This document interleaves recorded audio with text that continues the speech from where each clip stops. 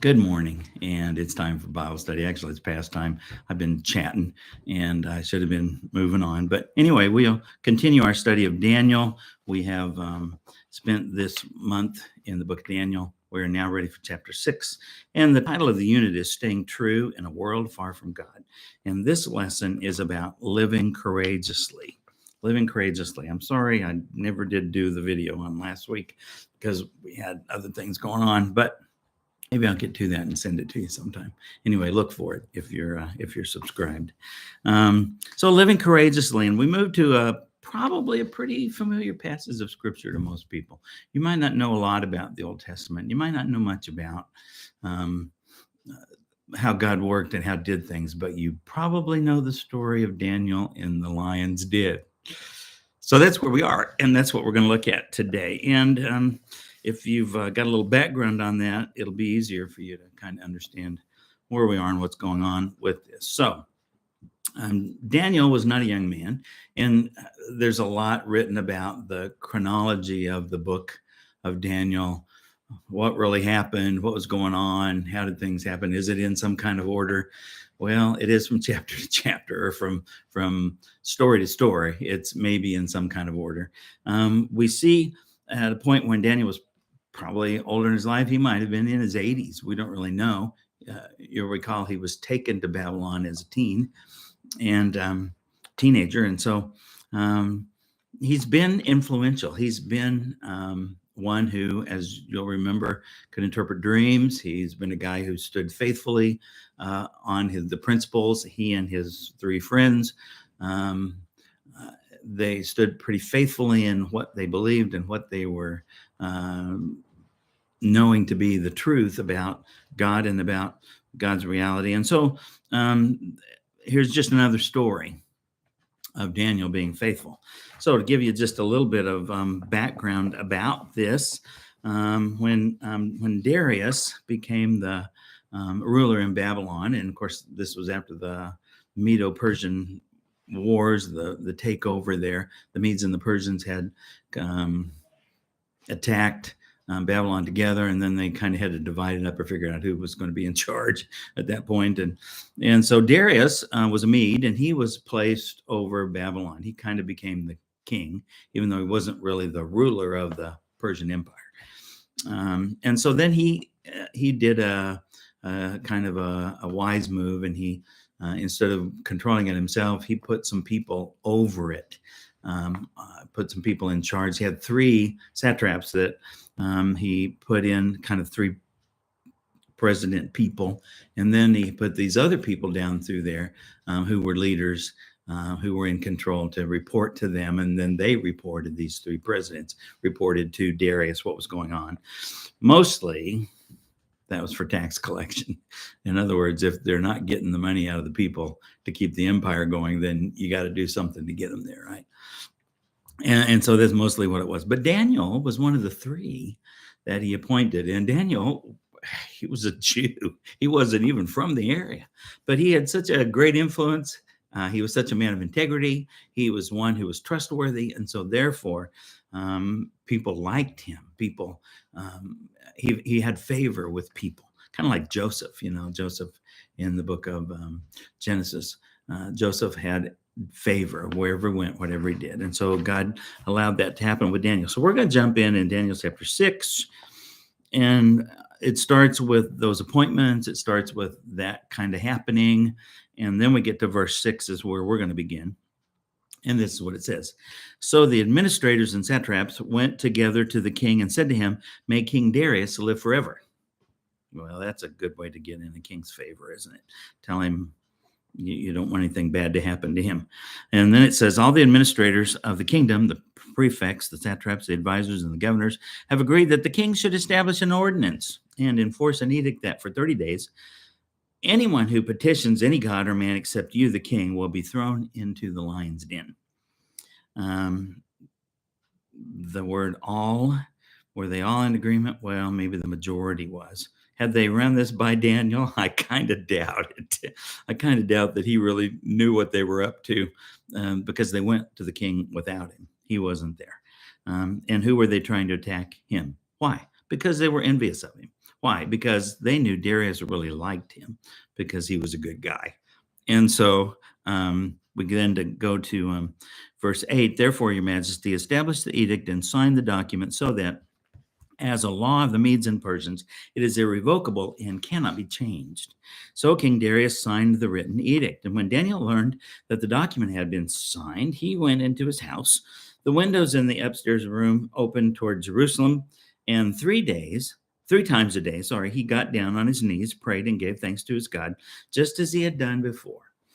Did it faze Daniel in any way that these guys were trying to get him removed, that they were trying to get him thrown in the lion's den because they were jealous, because they were envious of him, because the king liked him?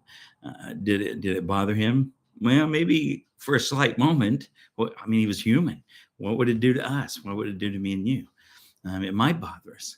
But then he knew what was right. He knew that if he was going to be God's servant, he had to be God's servant, and he had to continue doing what he knew was best and what was right.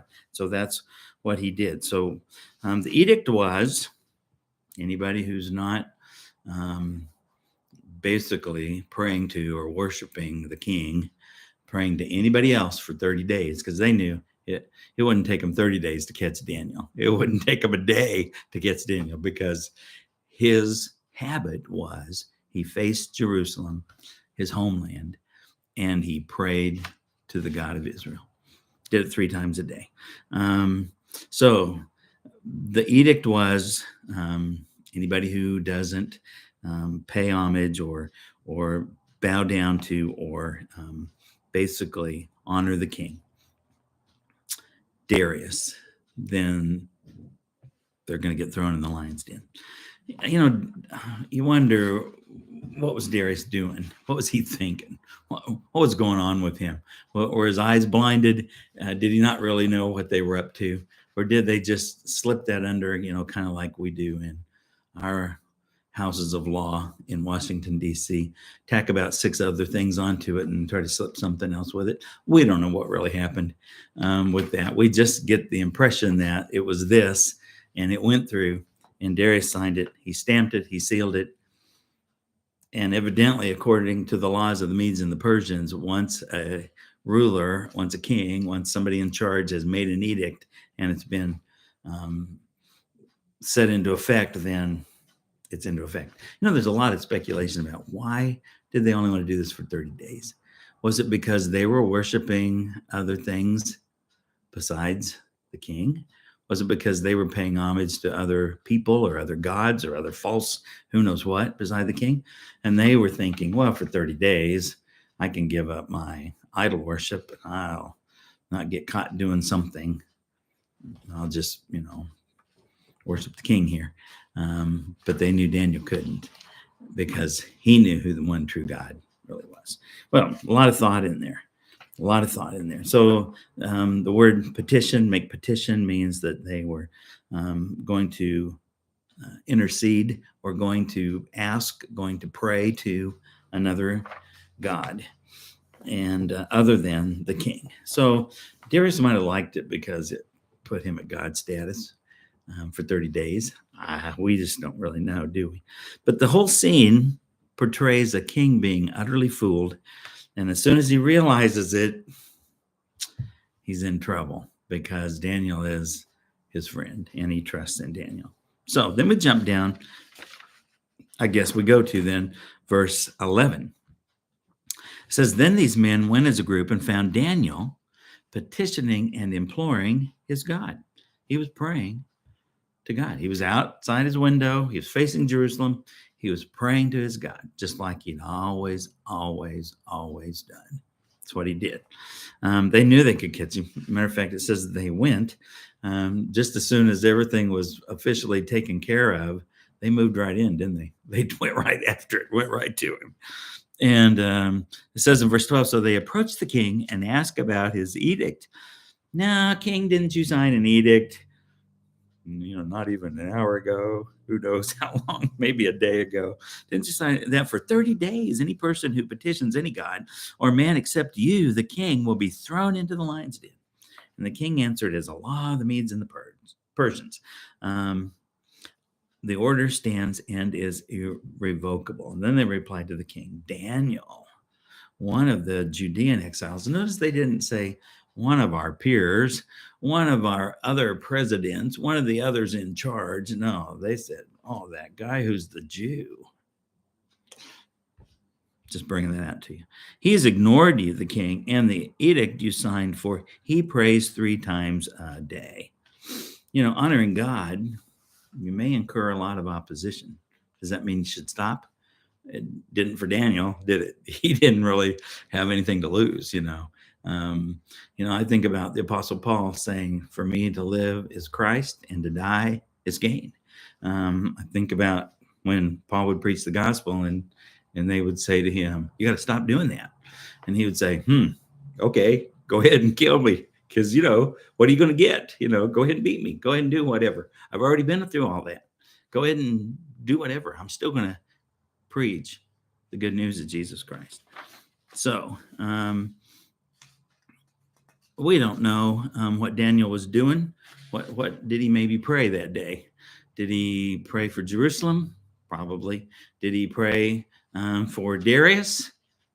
If he knew this edict was happening, and he did, surely he would pray for his authority. Did he pray for his enemies? Maybe. But did he also ask God for intercession? Perhaps. So when they came back to the king, the first thing they said was, didn't you sign this edict? Well, yeah, he did. And then they said, okay, we found a guilty party. Don't you just love tattlers? Don't you just love people who are, gotta get in their little part? And it's amazing to me how there are people who think that they've got to do something for their own gain, for their own glory. They've got to set everything up so that the cards will deal in their favor. When all they really have to do is trust God and let God deal the cards. It always is amazing to me how that happens. Well, then we jump down to verse 16. It says, so the king gave the order, and they brought Daniel and threw him into the lion's den. And we don't know. Some people have this idea of a pit. They put him in the pit. Well, there probably was a pit. It was probably below ground. There were probably some kind of channels or some kind of caves or something underneath. I can't imagine, they put a rock over the hole where they put him in. I can't imagine, or was it a doorway? They put it over the doorway so the lions wouldn't get out. It was always there. I don't really know. We're not really told exactly what kind of place this was. But can you imagine if it was just a hole in the ground, like a cistern, and they were putting him down in there, to put a man down in there, drop him in, there's one thing. Can you imagine trying to get a lion through a hole? Well, 2 lions, a dozen lions in the same hole. I'm not sure how that would have worked. Some of y'all are cat lovers. Can you make a cat go anywhere? Our son Philip used to always say, dogs have owners. No, what was it? Well, I lost it. Never mind. Moving on. Something about, anyway, the cat's the owner is the way it comes out. Cats have people, or something like that. Dogs have owners. Cats have people. Or dogs have masters. Cats have people. Cats have whatever. Anyway, that's the thing. So it says in verse 17, a stone was brought and placed over the mouth of the den. The king sealed it with his own signet ring and with the signet rings of his nobles, so that nothing in regard to Daniel could be changed. And then in verse 21, this is after everything has gone on. Poor Darius couldn't sleep all night. He just felt terrible about it. He felt awful. And the guilt of letting them deceive him was one thing, but knowing that Daniel is in there in the lion's den was another. Here's the interesting thing about it. Darius had a lot worse night than Daniel did. And you would think Daniel's the one with the lions. You'd think, oh, he's going to have a terrible time fighting off those lions. But no, he didn't have to fight because God fought for him. And so the king had a worse night than Daniel did. So it says Daniel spoke to the king. This is after they've got him out the next day. Poor Darius, he wasn't sleeping anyway. So crack of dawn, he went down to check out, find out what's going on. And Daniel was still alive. And he said, well, Daniel, then when he got out, he spoke to the king. He said, may the king live forever. And my God sent his angel and shut the lions' mouths, and they haven't harmed me, for I was found innocent before him and also before you, your majesty. I have not done any harm. See, Daniel, instead of trusting in himself or thinking in his mind, how can I fix this? How can we make this right? How can we do whatever? He simply trusted God to make it okay. And God honored that. The king was overjoyed and gave orders to take Daniel out of the den. And when Daniel was brought up from the den, he was found to be unharmed, for he trusted in his God. You know, folks, I had a lot of notes in here, but we're out of time. And so you know the story. Conclusion of the story is the king issued another couple of decrees. The first one, he pronounced retribution on Daniel's accusers. You know, I mean, sometimes what goes around comes around, and they got it. And then he urged all the people of the land to stand in fear before the God of Daniel. Does that mean that Darius became a God-fearer? Not in the full sense of the term, but does it mean he had respect for Daniel and Daniel's God, the God of Israel, the God of Jacob and Isaac and Abraham? Absolutely, he did. And so he didn't necessarily elevate the God of Israel to the only position as the one true God, but he certainly acknowledged that the God of Daniel was an amazing God. We know that to be true, don't we? We do. So it's good to be bold in your living, isn't it? It's good to be confident. It's good to be courageous in the way you live. And don't always think that you have to do it on your own. Just trust God. He'll take care of the rest. Bye-bye. Okay.